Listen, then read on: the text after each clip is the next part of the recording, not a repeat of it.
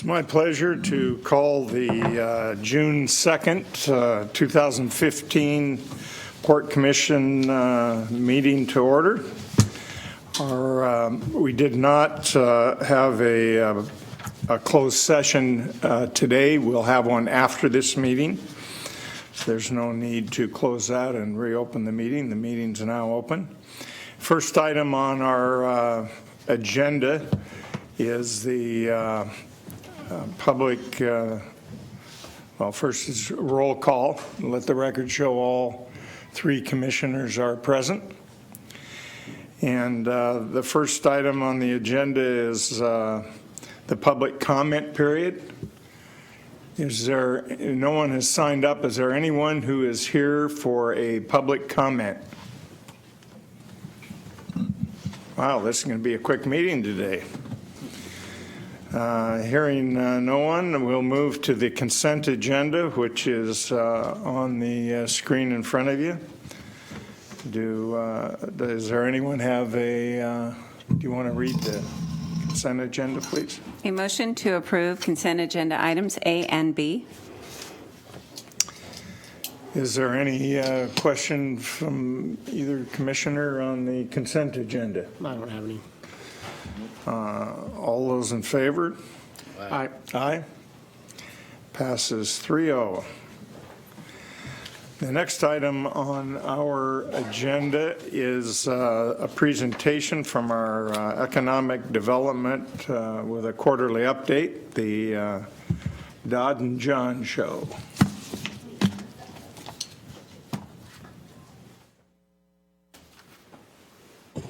Good afternoon, Commissioners. John Michener, Economic Development Department at the Port. Dodd Snodgrass, Economic Development Department. Welcome.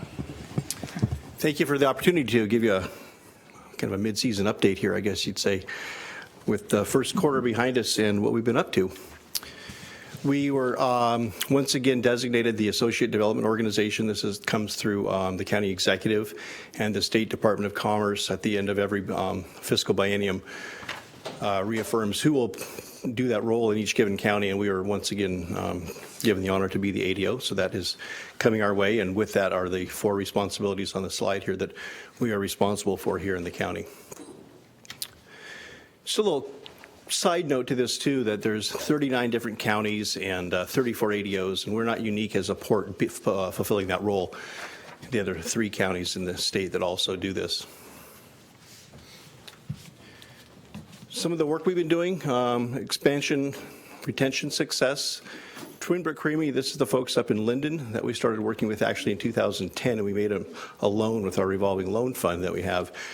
And he gave me these numbers to give them a quick update. They actually paid their loan off a year and a half early than was scheduled, simply because they've been doing rather well and have more than doubled their workforce and close to a 200% increase in their sales, and it's continuing to grow. They're moving product now down to Portland, I believe, and expanding even farther from this little farm in Linden. Scratch and Peck Feeds is another grid success story. We made them a loan back in 2013, as you can see, and they are really going places. Revenues have more than doubled, projected to double, I should say, this year, and added, 17 jobs. And we're continuing to work with them in addition to the loan fund. They are looking to expand, and they need a new facility, new location. And so we are working very hard to make sure to do all we can that they stay here in the county. They would like to stay in the county, but they're looking at all options. And so we're bringing a number forward to them to make sure, like I said, we can do what we can to keep them here. Great company. So we'd like to point to something we're fairly excited about. This is a recruitment opportunity that we were involved in and successfully helped participate, and this is the Preferred Freezer project that located in Linden.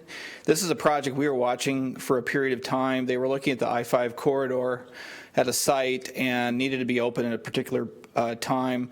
This is a major cold storage company with facilities around the United States. They want to build a facility primarily for cranberry crops out of BC. And they had a date certain they needed to be open. They ran into some complications, and so we learned of that and brought it to the attention of the city of Linden because they have the West Linden industrial area, which is right in the middle of berry country. And what we learned from the site selector looking at it, they weren't aware of that site up there, and it would have been a real favorable location to start with. But the important point is that that project would have left Whatcom County, would have gone to Canada, been constructed up there. And so we were able to coordinate with the city of Linden. They moved that forward, and it's set to open in September. It's a pretty massive construction project, over 300,000 square feet to start with. It's $32 million investment in the city. It's a warehousing kind of operation, so not a lot of jobs, but the connections with the berry fields and berry growers is pretty substantial. They're all excited about it.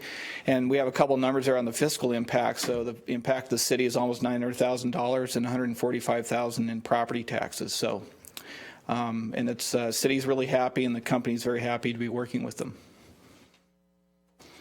Excuse me, Dodd, did you say the majority of what they're going to do is cranberries?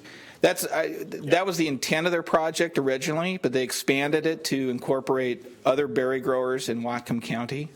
But they deliver cranberries for Ocean Spray, primarily.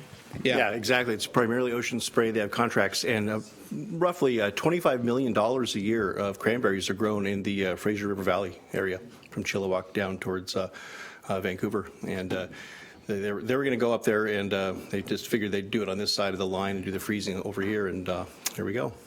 Yeah. Thank you.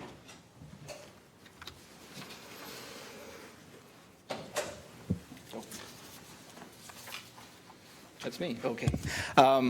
So these are some ongoing projects we've had relations with over a period of time. One is Viva Pharmaceutical. This is a company that started in Blaine. They acquired some property there and then did some investments overseas and eventually landed in Ferndale. They acquired a facility down there, and we've interacted with the company and with the city and the planning officials there. And they're making a $2 million investment in a business there, and we're helping them connect with different resources to get established. So that has potential to grow. It's a nutraceutical company, so they're in like natural capsulated products, which is a fairly substantial industrial sector we see in the county. We're working with a biomedical company out of BC. They've been looking at some property in the county, and so we've been assisting them with siting as well, and they have potential for some job growth as well. And we also have been involved for two and a half years with iTech Energy, and working with them to keep them growing and established in Whatcom County. A little information on the site visits we go out and do, and how over time we build these relationships and things that start coming out of that. The first one is kind of an interesting one. Both companies start transition, are not related at all, but Transition Bikes and Transition Composites. Transition Bikes is currently located up in the Delta Ring Business Park, Industrial Park in Ferndale. They're building a new facility here in Bellingham. And so we were aware that their facility in Ferndale was going to go vacant at some stage of the game. Later meeting with Transition Composites, who are located in Iron Gate, they are growing incredibly so with the composites field, and a lot of the outdoor rec area also they're exploring and doing things there, along with some aerospace stuff.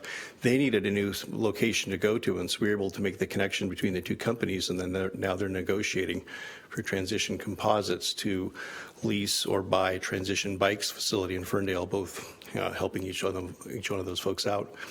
Regenis and SensorLink, two completely separate companies. SensorLink, they make sensors for high energy, high voltage lines, and Regenis is the digester arm of Angar up in Ferndale. We met with the folks at Regenis, and they're getting more into the export field and wondering, was there any local business that we could recommend they speak to about using the U.S. commercial service in Seattle and what they can bring to the table? So we talked to our folks at SensorLink, and they were more than happy to meet with the folks at Regenis and help them be successful in more exporting.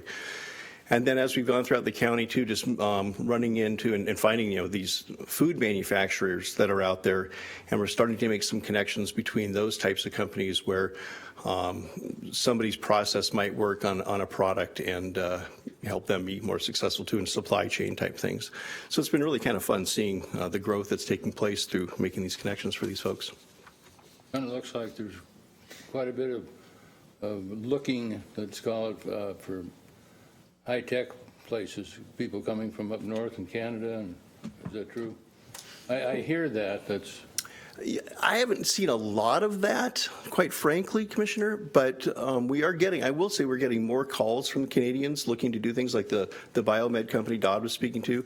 I got a call actually just today from another company that wants help locating part of their facility down here, but he was very cagey. He didn't tell me exactly what he was doing, so it might be a high-tech company. I don't know just yet, but we are seeing a lot of that type of activity take place, yes.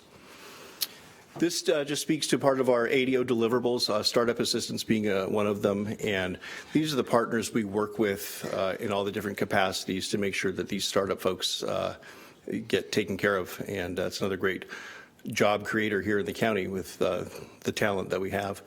So we have a good support network out there. So let's talk a little bit about Innovation Partnership Zones, IPZ. We were designated a IPZ back in 2007, and the IPZ program was established by Governor Gregoire at the time, and the vision was to create geographic areas of globally recognized hubs of expertise, innovation, and commercialization. That's kind of the tagline for that. And there are 16 IPZs that were created, and we approached that in sort of that point of the waterfront redevelopment project, thinking we'd identify the waterfront area, waterfront district. It was prior to being branded the waterfront district, but as an IPZ, and look at connections to marine and the research capacity at Western and training capacity at Bellingham Technical College. Those are three components that are required by law to have an innovation partnership zone. So there was a little bit of work regards to marine. We redesignated in 2011. The industry partnership was Alpha Technologies, but that was dependent on a major grant with Western to do some work. Right now, we're at the process of evaluating the redesignation.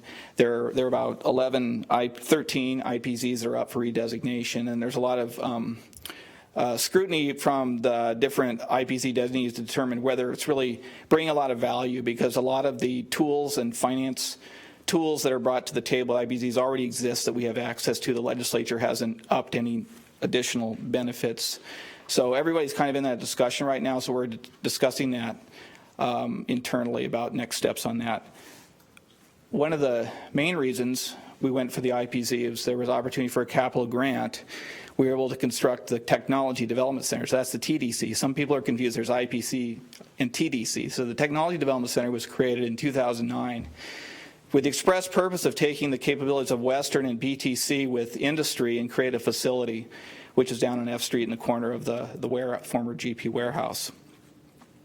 So we were able to complete that primarily with public funding, and we've had collaborative opportunities in there last few years. It's been not as robust as we would have liked. There's been a hybrid bus project. There's been the fisheries program, some training programs at BTC.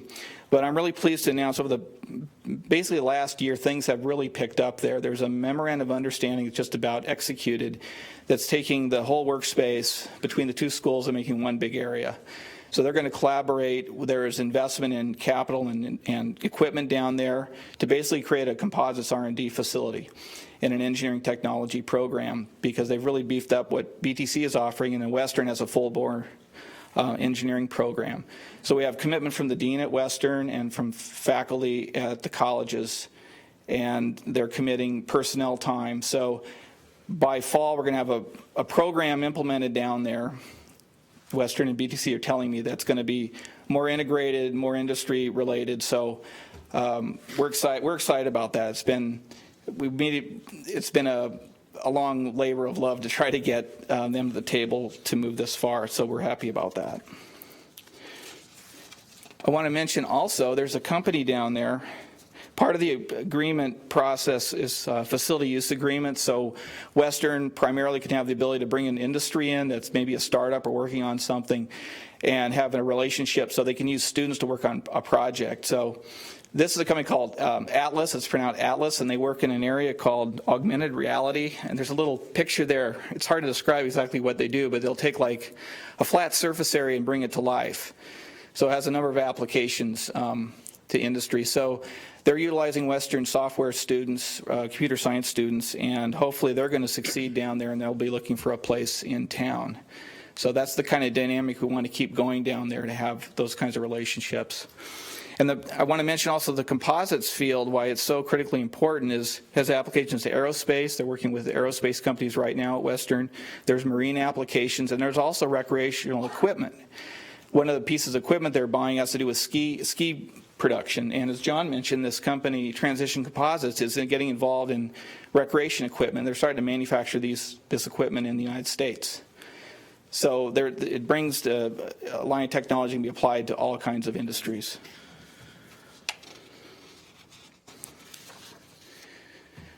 I want to also touch on industrial development districts. There's some tension to the IDDs because it's a port finance tool to develop marginal properties. It's been established for a number of years. There's 2 6-year levies that ports can approve for up to 45 cents per thousand, which is the maximum port levy that a port can issue. Now, if you're a port on the Pacific Ocean, you can have a third levy, but that's not us. There's maybe 6 ports that do. So the legislature made a change in the law this last session, led by the Washington Public Ports Association, to basically take that 6-year levy and extend it out to up to 20 years so the revenue stream would be longer to finance projects. And I just want to bring this up because this change in law was made for ports that have the available levy capacity left, which we don't. We've used our 2 levies. So I wanted to bring that up in the presentation. Yeah, looking forward, this is the end of the state fiscal bienniums. As we all know, the legislature's in special session right now, trying to get a new budget produced. Once we do get a new budget, we'll know what the level of ADO funding is going to be. And from what we've heard, worst case scenario is a 5% cut, which is actually coming out of it pretty well. And we've also heard no cuts. So we're waiting and seeing on that one. In the meantime, we've been going over our strategic plan and what our deliverables are going to be looking for, like going forward. Once we do get that state contract funding, then we'll be able to negotiate with the folks at the Department of Commerce and tie our strategic plan to the deliverables we will commit to for the next biennium with the state. Marketing the county is always foremost out there, putting on a good face. And for us, we're open for business to anybody that, it's a good fit. But specifically, these are the areas where we sort of have an advantage over other counties in the state, if you will, and other parts of the country. So with these in mind, those are kind of where we would be focusing trade shows we might be attending and getting the word out that way. And along with that, we're worked with tourism to come up with a kind of a unified branding idea so the whole county is sort of in step, and Dodd will talk about that. So you're familiar with Bellingham Whatcom Tourism. You've been to some of their events. You've seen Lonnie Rahm speak. You've seen their materials.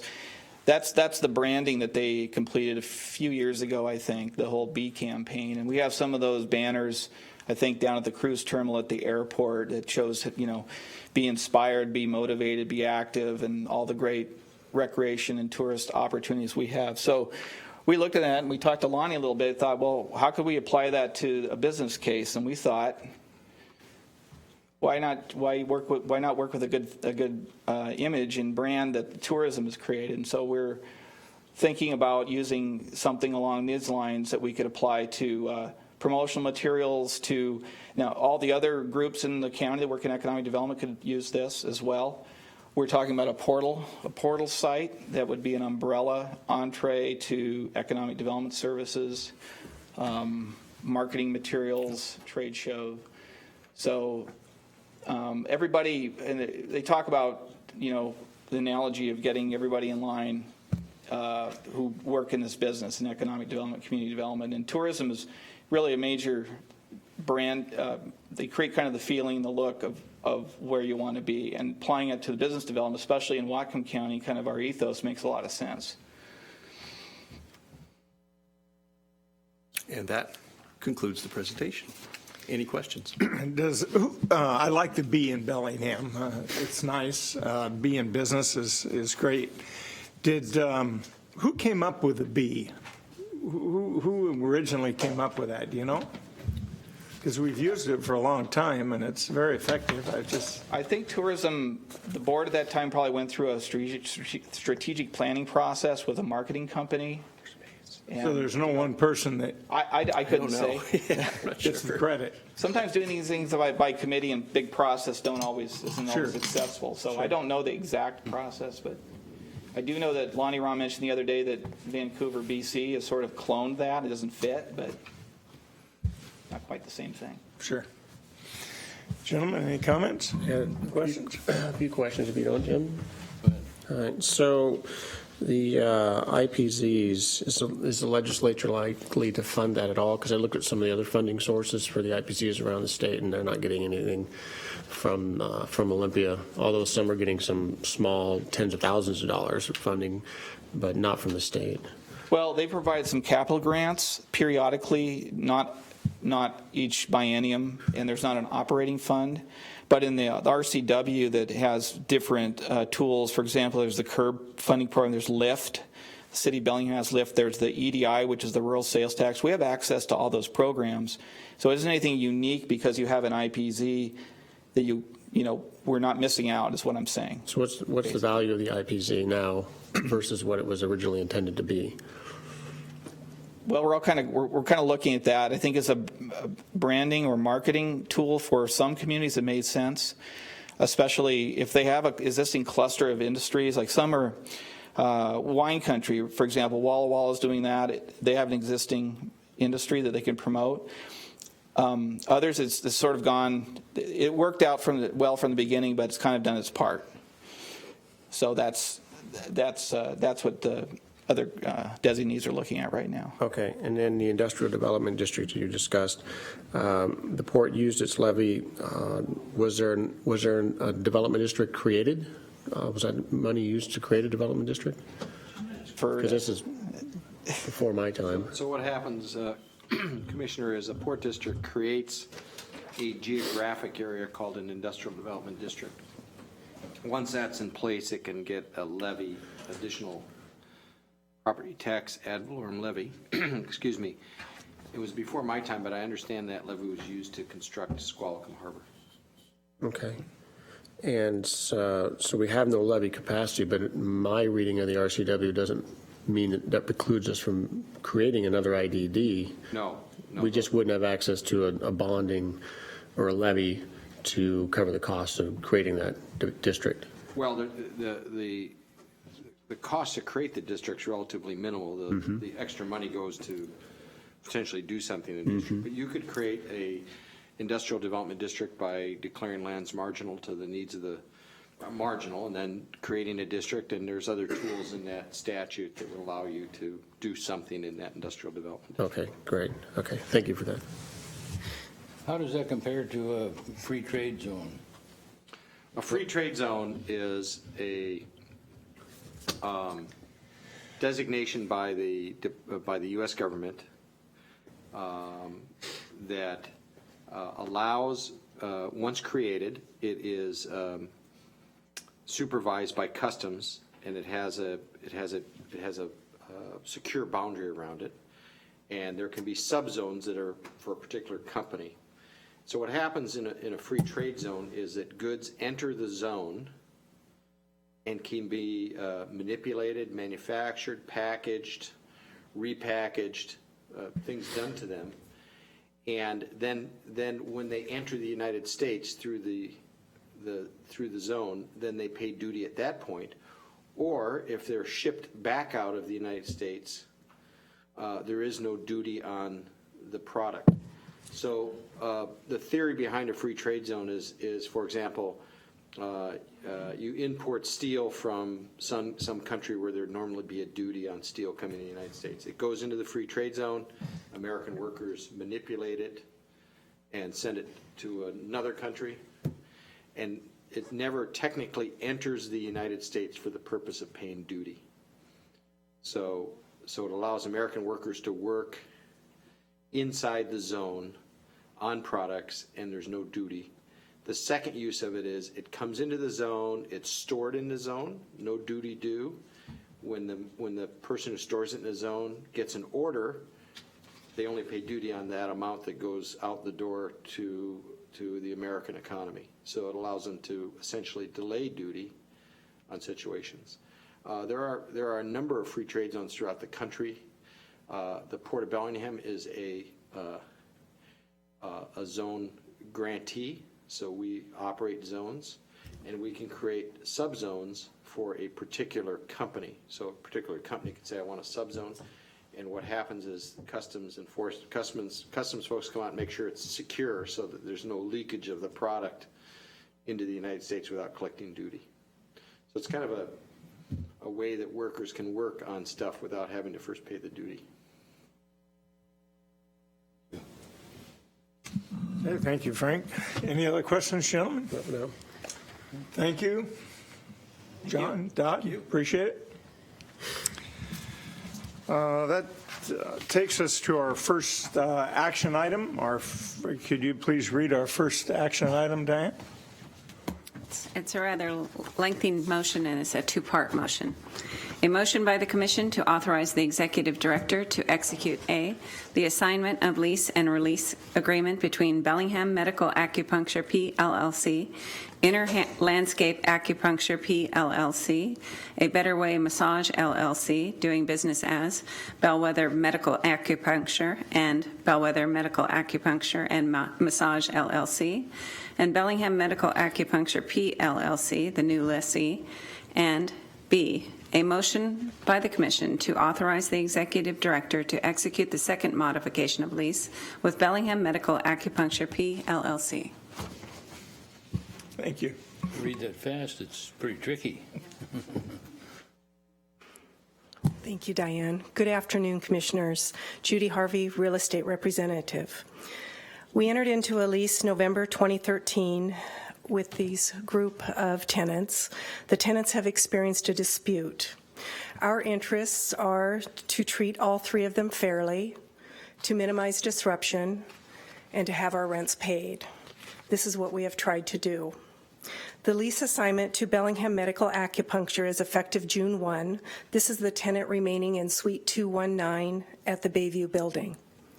The release provides for 3 practices individually and collectively to forever release and discharge the port, its commissioners, employees from any claims, damages, or demands. The second modification provides Bellingham Medical Acupuncture, the tenant remaining in Suite 219, with 30 days written notice to terminate during the initial term of the lease. That initial term lease expires November 30th. Staff recommends approval, as this will resolve the situation. Does the Commission have any questions? Commissioner Jorgensen, any question? No, that's it. Mike has on it. The original lease expired in November. Is that correct? That is correct. It will expire November 30th, 2015. And the modification is they now get a 30-day, they can get out within 30 days? That is correct, That's the new Commissioner. addition, and it only applies to the existing one that's there now. That is correct, Commissioner. Thank you. We vote on this, it looks like, in both parts. Hearing no other questions or comments, all those in favor? Aye. Aye. Aye. That passes 3-0. Thank you. Mike Stoner, could you please go to the podium? That's an order, isn't it? That's an order. It was a question, not an order. Mike, it's with great pleasure that I read a commission letter of thanks for the wonderful job that you've done and in your retirement from the Port of Bellingham. And this letter reads as follows. Congratulations on your retirement. Over the last 20 years managing the port's environmental programs, you've made a significant and lasting contribution to the Port of Bellingham and to the citizens of Whatcom County. Under careful guidance, environmental stewardship has become the central to the port's mission and value. Your tireless work ethic and high standard of professionalism has produced exceptional staff work in support of informed decision-making. As co-manager of the Bellingham demonstration pilot, you developed a local, state, federal, tribal, and community partnership necessary for the port to acquire the Georgia Pacific property on Bellingham's downtown waterfront. As manager of the port's waterfront redevelopment team, you helped shape a master plan that balanced jobs and environmental restoration with parks and public access. As the port returns this contaminated, underutilized property to productive use, a vibrant downtown waterfront will serve as a long-lasting testament to the leadership and vision of those who are essential in making it happen. On behalf of the Port of Bellingham and the community support, thank you for your professionalism and dedication. We wish you a happy and full retirement, and we'll miss you greatly.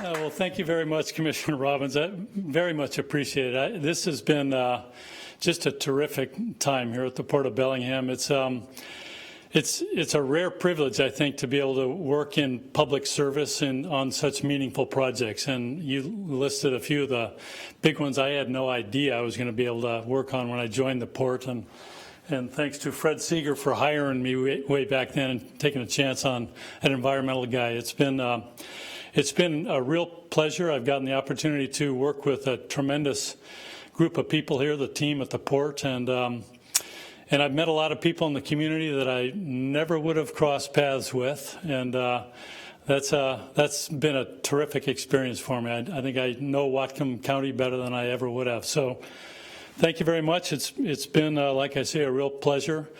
Just coming in here, I was kind of joking with Suzanne, and I think this is about Port Commission number 500 for me, so I figure that's about enough. Leave it to the next guys. But thank you very much. Much appreciated. Thank you, Mike. I have a question about what's going to happen with your hairstyle. I got my last haircut yesterday. I'm going to start growing it out now. Thanks very much.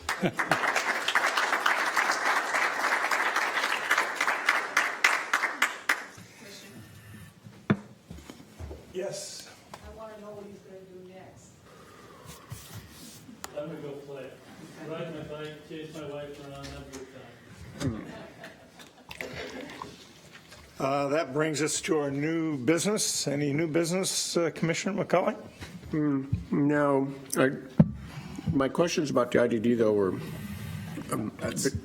that wasn't the complete explanation that I was expecting to give you today on the IDD, so I wanted to jump in here. Oh, no, that's okay, because we need to tell you what an IDD can do outside of the fact that we've already used up the property tax. We all know we used up the property tax. What we want to know is what our capabilities are with an IDD. What are the advantages of it? So we'll get that to you. Okay, yeah. I apologize. And the reason, so that you folks know, and just for the record, is that I've had some conversations with folks about biomass. I think I've mentioned this before in the east end of the county, and the port has struggled over the years to find meaningful projects we can be engaged in and help that part of our, the eastern part of our economy. So this might be a method that we could utilize and help kickstart some industrial development in the eastern part of the county. So I just want to make sure that we're, exploring these opportunities, and if there's something we can answer or help with, I want to be part of it. So thanks, Rob. Appreciate it. Commissioner Jorgensen, any comments? No. Well, hearing none other, I'll close the meeting.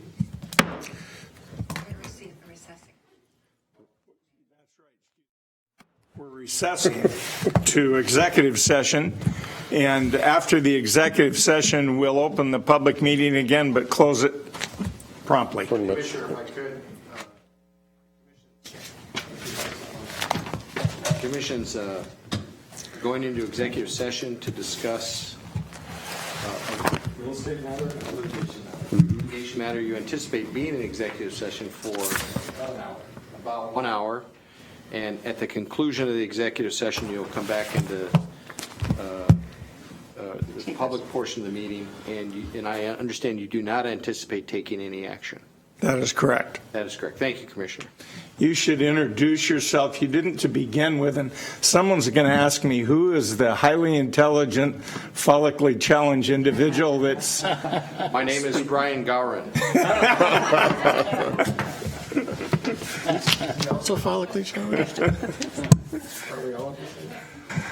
For the record, that was Frank Schmelik, legal counsel for the Port in Bellingham. This is closed. Recess.